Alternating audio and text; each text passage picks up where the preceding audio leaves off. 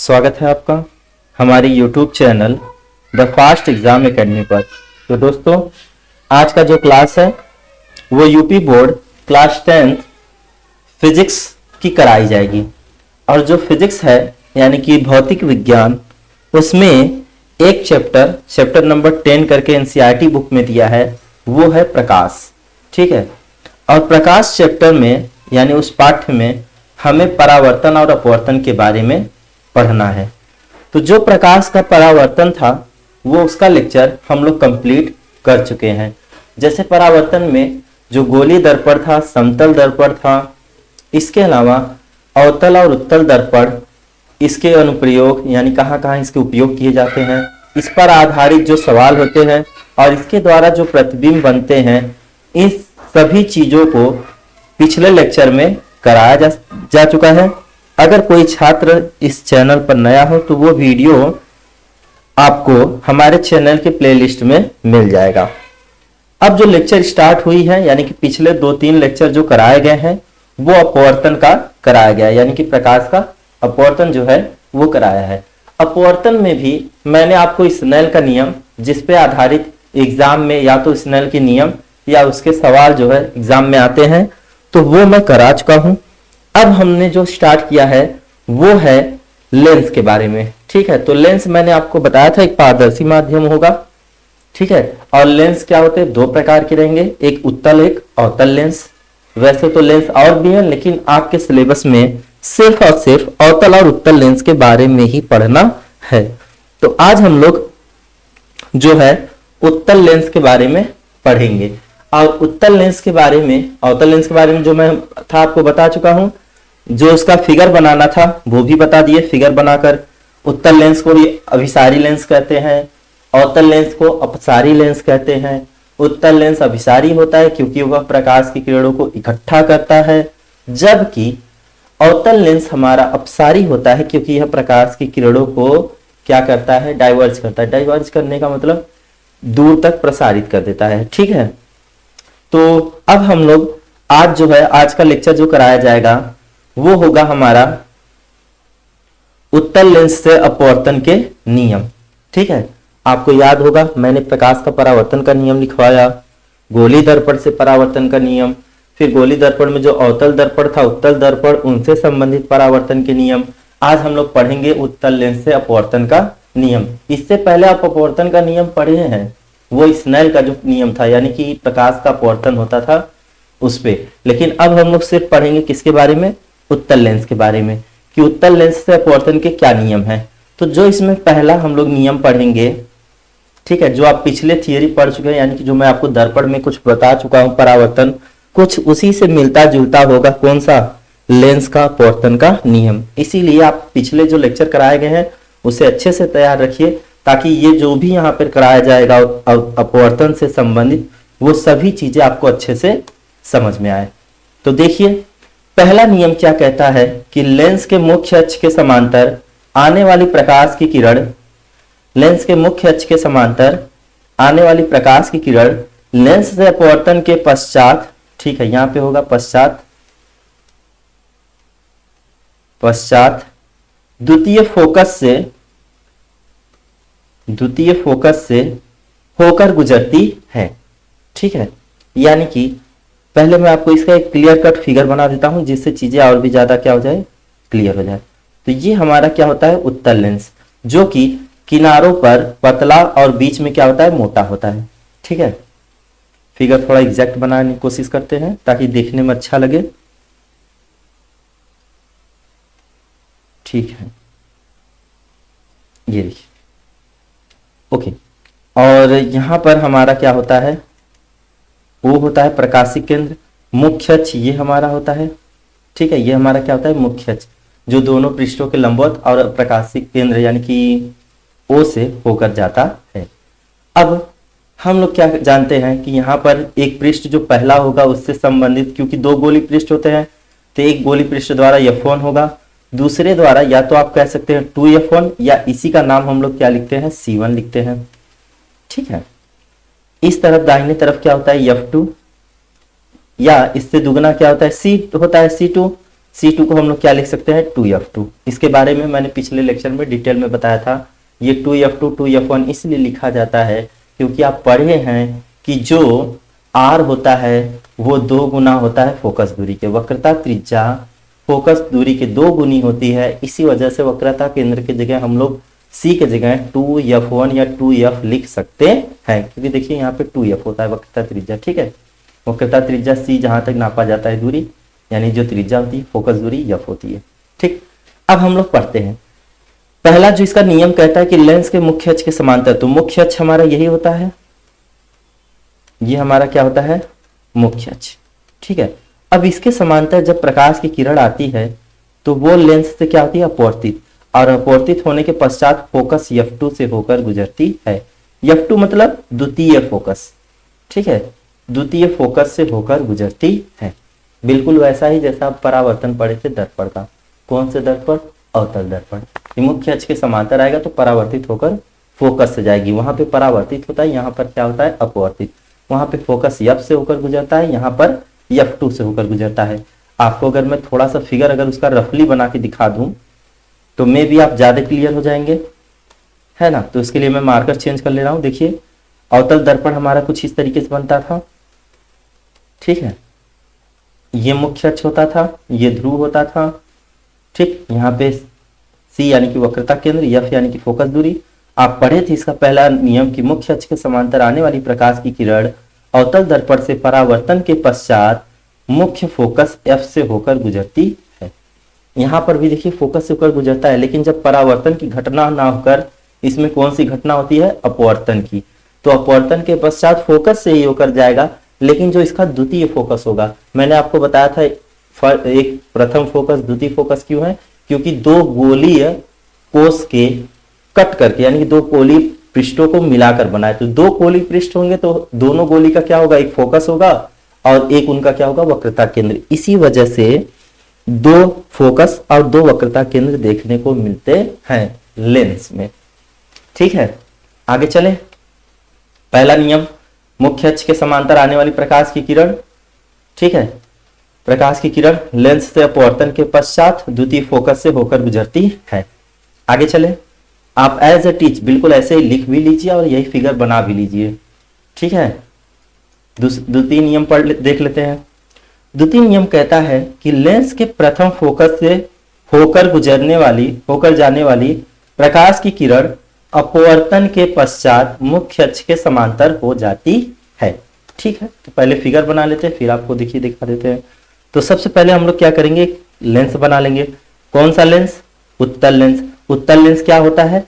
जो बीच में मोटा और किनारों पर क्या हो पतला हो, उसे हम लोग क्या कहते हैं उत्तल लेंस। उत्तल लेंस का एक नाम और होता है जिसे हम लोग क्या कहते हैं अभिसारी लेंस। उत्तल लेंस, ठीक है, जिस लेंस को हम लोग क्या कहते हैं अभिसारी लेंस। अभिसारी लेंस, यहां तक किसी को कोई दिक्कत नहीं। ठीक है, ये हमारा क्या होता है मुख्य अक्ष होता है, यहाँ पे प्रकाशिक केंद्र O होता है। ठीक, अब हम लोग क्या करेंगे प्रकाश की किरण इस पर आपतित करेंगे। देखिए आप पढ़े होंगे, सॉरी F1 F2 लिख लेते हैं। ये यहाँ पे F1 होगा, यहाँ पे 2F1 होगा। 2F1 को C1 भी कह सकते हैं। क्यों कहते हैं ये सारी बातें मैं आपको लिखवा चुका हूँ, बता चुका हूँ, समझा चुका हूँ। ठीक है, ये होगा 2F2, इसे हम लोग क्या कह सकते हैं C2। अच्छा, C2 जो है उसे थोड़ा और बगल में यानी कि नीचे ना लिखकर बगल में लिखते हैं। क्यों? क्योंकि फिगर बनाते वक्त हमें थोड़ी इसकी जरूरत पड़ेगी। ठीक है, क्योंकि क्लियर कट फिगर बने इसके लिए हम लोग को क्या करना होगा, ये फिगर साइड में इसी को अलग रख देते हैं। तो द्वितीय नियम कहता है कि लेंस के प्रथम फोकस से होकर गुजरने वाली प्रकाश की किरण, तो ठीक है प्रकाश की किरण फोकस F1 से गुजार दे रहे हैं। ठीक है, कुछ ज्यादा ही नीचे आ गया, कोई बात नहीं। ठीक है, अब यहां से अपवर्तन के पश्चात ये मुख्य अक्ष के क्या हो जाएगा समांतर। यही हमारा क्या होता है मुख्य अक्ष। बताइए मुख्य अक्ष के समांतर है ना, समांतर रेखा जानते हैं ना, दोनों के बीच इस और इसके बीच 2 रेखाओं के बीच दूरी क्या हो एक समान हो। सभी बिंदुओं पर 2 रेखाओं के बीच जो दूरी है वो क्या होनी चाहिए एक समान होनी चाहिए। दोनों के बीच जो कोण बन रहे हैं वो भी 180 का ही रहना चाहिए। ठीक, कोई दिक्कत? आगे देखिए, अब इसी तरीके से आपने पढ़ा होगा दर्पण के लिए। कौन से दर्पण? अवतल दर्पण के लिए। देखिए मैंने कहा था अवतल दर्पण के जितने गुण है वह सब के सब उत्तल लेंस के गुण से मिलेंगे। मैंने आपको चार्ट बनाकर अच्छे से चीजें समझाई थी पिछले वीडियो में। फिलहाल देखिए एक अवतल दर्पण बना लेते हैं। ठीक है, ये मुख्य अक्ष होता था, ये ध्रुव होता था, ये फोकस होता था, ये वक्रता केंद्र। आपको याद होगा जब फोकस से आता था प्रकाश की किरण तो परावर्तित होकर मुख्य अक्ष के समांतर हो जाता था। बस बात यह है कि इसमें क्या होता था? परावर्तन। दर्पण में क्या होता है? परावर्तन। तभी आप अपना प्रतिबिंब यानी अपना चेहरा आईने में देख पाते हैं, क्योंकि वहां पर प्रकाश का परावर्तन होता है, जबकि इसमें प्रकाश का क्या होता है? अपवर्तन होता है।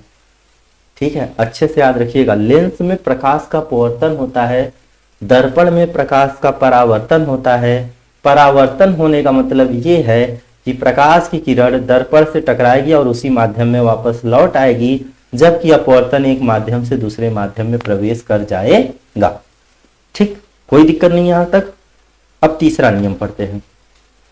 तीसरा नियम इसका क्या कहता है कि उत्तल लेंस के प्रकाशिक केंद्र O से होकर गुजरने वाली प्रकाश की किरण अपवर्तन के पश्चात बिना विचलित हुए सीधी निकल जाती है, यानी कि बिल्कुल सीधी रेखा में गमन करती है। ठीक है, कोई दिक्कत नहीं, मैं आपको फिगर के माध्यम से बता दे रहा हूं। देखिए ये हो गया, सपोज करिए हमारा लेंस। थोड़ा सा फिगर बनाने में जो भी है त्रुटि वो आप अपने से बना सकते हैं। ठीक है, यहाँ पे क्या होगा? F1, यहाँ पे क्या रहेगा? 2F1। यहाँ पे हमारा क्या होता है? प्रकाशिक केंद्र O, यहाँ पे होगा F2, ये होगा 2F2। 2F2 को हम लोग एक नाम और देते हैं, वो है C2। कोई दिक्कत नहीं। अब सुनिए क्या कहता है कि प्रकाश की किरण कहां से होनी चाहिए? प्रकाशिक केंद्र। तो यही O हमारा क्या होता है? प्रकाशिक केंद्र। आपको याद होगा ये मुख्य अक्ष होता है, मुख्य अक्ष। ठीक है, O जो दिया है O यहां पर, इसी का नाम क्या है? प्रकाशिक केंद्र। प्रकाशिक केंद्र। ठीक है, C से या O से दिखाते हैं, इसके बारे में मैं आपको पिछली वीडियो में डिटेल इसका जो है परिभाषा भी लिखवा दिया हूं। ठीक है, अब देखिए आराम से ना जी। मुख्य कह रहा है जो प्रकाशिक केंद्र से होकर जाएगी प्रकाश की किरणें, वो बिना विचलित हुए बिल्कुल सीधी रेखा में गमन करती हुई चली जाती है। ये प्रकाश की किरणें हैं। ये जो मैं किरण दिखा रहा हूं ये क्या है? प्रकाश की किरणें हैं। कोई दिक्कत यहां तक?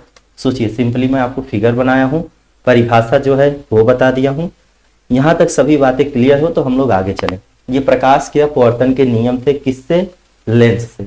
आपको यही बताना भी है कि अगर मुख्य अक्ष के समांतर आएगा तो अपवर्तन के पश्चात लेंस से द्वितीय फोकस से होकर जाएगा। उसके बाद अगर प्रथम फोकस से होकर आती है तो अपवर्तन के पश्चात वो मुख्य अक्ष के समांतर हो जाएगी, जैसे ये यहाँ पे दूसरा फिगर बनाया। तीसरा, अगर प्रकाशिक केंद्र O से होकर गुजरता है तो अपवर्तन के पश्चात बिल्कुल सीधी रेखा में बिना विचलित हुए आगे गमन करती हुई चली जाती है। अब हम लोग इसे दर्पण में कैसे पढ़े थे मैं आपको बता दूं, अवतल दर्पण। ठीक है, ये कौन सा दर्पण है? अवतल दर्पण। अवतल दर्पण। ठीक है, अवतल दर्पण में इस चीज को आप कैसे पढ़े थे? ये ध्रुव था, यहाँ पर F था, यहाँ पर क्या था? C था। ठीक है, दर्पण थोड़ा बड़ा कर लेते हैं। अब आपको याद होगा, मैं मार्कर चेंज कर लूं ताकि आपको चीजें साफ साफ दिखाई दे। व्हाइट कर लेते हैं। ठीक है, आपको याद होगा C से प्रकाश की किरण जाती थी और अपवर्तन होने के पश्चात, परावर्तन होने के पश्चात उसी पथ पर वापस लौट जाती थी। यानी वक्रता केंद्र से होकर जाने वाली प्रकाश की किरणें परावर्तन के पश्चात उसी पथ पर वापस लौट जाती है। ठीक, तो आप सोचिए, आपको अगर दर्पण अच्छे से तैयार है तो लेंस में आपको ज्यादा मेहनत करने की जरूरत नहीं है। जो बात मैं आपको पहले से बताता आ रहा हूं कि देखिए, आपको ज्यादा मेहनत करने की जरूरत नहीं है। आप एक बार दर्पण अच्छे से पढ़ लीजिए। दर्पण अच्छे से पढ़ लेंगे तो लेंस में आपको काफी चीजें आती रहती हैं, जो आपको देख कर लगेगा कि हाँ, ये बातें मैं पहले देख चुका हूँ, सुन चुका हूँ, जान चुका हूँ। सर ये बातें मुझे बता चुके हैं, समझा चुके हैं, लिखवा चुके हैं। अब मुझे सिर्फ उस चीज को ध्यान देना है और तैयार करना है। ठीक है, अगर आप उस चीज को तैयार करते हैं जैसा मैं आपको कह रहा हूं तो यकीन मानिए आपको ज्यादा मेहनत करने की नहीं जरूरत पड़ेगी और आपका जब एग्जाम बहुत अच्छा होगा। ठीक, अब मैं आगे चलूं। अगर यहाँ तक किसी को कोई डाउट हो तो आप हमें कमेंट करिएगा, हम जल्द ही जो है उस प्रॉब्लम को सॉल्व कराएंगे हमारे वीडियो के माध्यम से। ठीक है, तो आगे लेक्चर स्टार्ट करते हैं। प्रकाश जो उत्तल लेंस द्वारा है प्रतिबिंब का बनना, तो आपको याद होगा मैंने दर्पण से, अवतल दर्पण से प्रतिबिंब बनने के जो नियम लिखवाए थे वो 6 थे। बिल्कुल उसी तरीके से उत्तल लेंस द्वारा भी प्रतिबिंब बनने के 6 नियम रहेंगे। ठीक है, अब वो 6 नियम मैं आपको यहीं पर कराऊंगा आज। ओके, तो स्टार्ट करते हैं। देखिए, तो हम लोग हेडिंग क्या लिखेंगे, उत्तल लेंस द्वारा प्रतिबिंब का बनना। आपको याद होगा इसमें 6 स्थिति रहेगी, बिल्कुल वैसे ही जैसे आप पीछे पढ़ चुके हो। ठीक है, दर्पण में तो आपको याद होगा जब वस्तु, मैं लिख रहा हूं, ठीक है, मैं आपको पहले बता दूं कहां कहां पे क्या पढ़ना है। जब वस्तु अनंत पर हो, यानी कि जब किसी वस्तु को कहां पे रखा जाए, अनंत पर, तो आपको याद होगा उसका प्रतिबिंब कहां बनता था, प्रतिबिंब कहां बनता था, फोकस पर। प्रतिबिंब कहां बनता था, फोकस पर। यहां पर भी फोकस बनेगा, लेकिन फोकस कौन सा होगा, F2। आगे सुनिए, दूसरा आप पढ़े थे कि जब वस्तु है ना, जब वस्तु फोकस, सॉरी C2 होगा ना, वेट अ मिनट, जब वस्तु अनंत तथा वक्रता केंद्र C1 ना जी, वक्रता केंद्र C1, या आप इसी को क्या लिखते हैं, 2F1 पर के बीच हो, जब इसके बीच हो। तो आपको अगर याद होगा जब वस्तु इनके बीच रखी जाती थी तो प्रतिबिंब कहां बनता था, कहां बनता था, फोकस तथा ध्रुव के बीच। तो फोकस कौन सा होगा, फोकस F2 होगा, तथा वक्रता केंद्र, वक्रता केंद्र तो यहां पर होगा, लेकिन कौन सा वक्रता केंद्र होगा, कौन सा होगा, C2 वाला वक्रता केंद्र तो होगा, वक्रता केंद्र होगा, लेकिन कौन सा वक्रता केंद्र होगा, C2, यानी कि द्वितीय वक्रता केंद्र। और C2 को हम लोग क्या लिखते हैं, 2F2 दूसरा। ठीक है, मैं आपको अभी फिगर बना के डिटेल में लिखवा भी दूंगा, पहले आप ये देख लीजिए कि आपको पढ़ना क्या क्या है, और बिल्कुल वही चीजें हैं कि नहीं जो मैं आपको पिछले क्लासेस में दर्पण के लिए करा चुका हूं, है या नहीं ये भी आप चेक कर लीजिए यहाँ पर। ठीक है, आगे देखिए, तीसरा मैं लिखवा दे रहा हूं यहाँ पर। तीसरा आप क्या पढ़े थे कि वस्तु कहां पर लाकर रख दिए थे आप, वक्रता केंद्र C पर। तो आप हेडिंग कैसे लिखे थे, जब वस्तु वक्रता केंद्र C, यानी कि C1 होगा, 2F1 पर स्थित हो। तो आपको याद होगा जब वस्तु C पर रखा जाता था उसका प्रतिबिंब कहां बनता था, C पर ही। मैं दर्पण की बात कर रहा हूं, अगर आप नोट्स लिखे होंगे तो अभी नोट्स ओपन करके देख लीजिए, नोट्स खोलकर देख लीजिए, मैं लिखवाया हूं। जब वस्तु कहां रखा गया, वक्रता केंद्र C1 पर, तब इसका प्रतिबिंब कहां बनेगा, इसका प्रतिबिंब कहां बनेगा, वक्रता केंद्र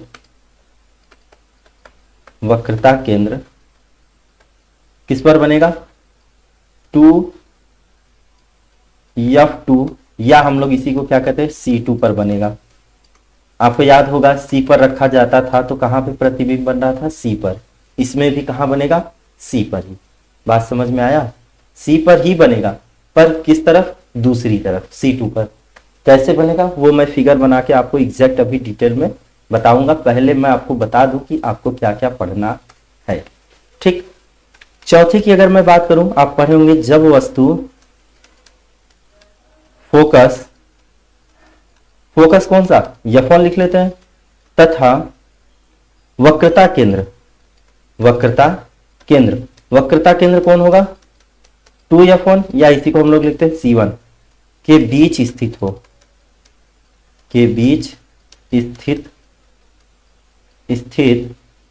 ठीक है, यह नहीं रहेगा, स्थित हो। तो आपको याद होगा इसका प्रतिबिंब कहां बनता है, अनंत और वक्रता केंद्र के बीच।